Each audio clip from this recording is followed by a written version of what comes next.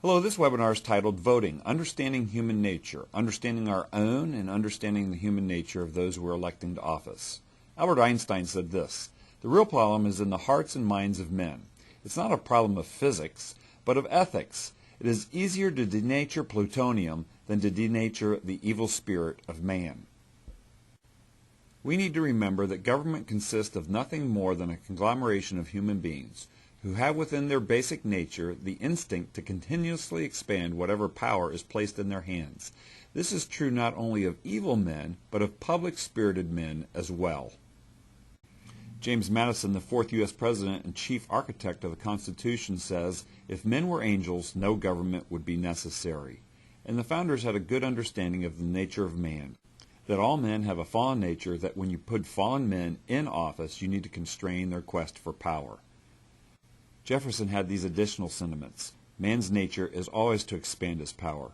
Experience has shown that even under the best forms of government, those entrusted with power have in time and by slow operations perverted it into tyranny. He would also say that people in office cannot be universally trusted. It would be a dangerous delusion, he said, were a confidence in the men of our choice to silence our fears for the safety of our rights. That confidence is everywhere the parent of despotism. Free government is founded in jealousy and not in confidence.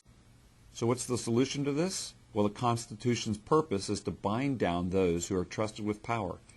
It is jealousy and not confidence which prescribes limited constitutions, to bind down those whom we are obliged to trust with power, that our Constitution has accordingly fixed the limits to which and no farther our confidence may go. He continues, "In the question of power, then, let no more be said of confidence in man, but bind him down from mischief by the chains of the Constitution." Many people seeking office today are at war with the U.S. constitutional system. They do not want to be bound down to a simple list of responsibilities. They want to expand their power. One economist calls these individuals our presumed betters, do-gooders, and world improvers who want to use government to make the world into their image and to their designs. They have a very highly exalted view of themselves and their position, that they deserve to be there, and that they deserve to rule over others with their enlightened thinking. This does not bode well for freedom and liberty. When you combine this with Washington's key observation that government by nature is force, where he says government is not reason, it is not eloquence, it is force, like fire it's a dangerous servant and a fearful master, when you put individuals in office who by their very nature want to expand their power and force, and they use the instruments of government to apply that force, it becomes a very dangerous thing. So here is our charge.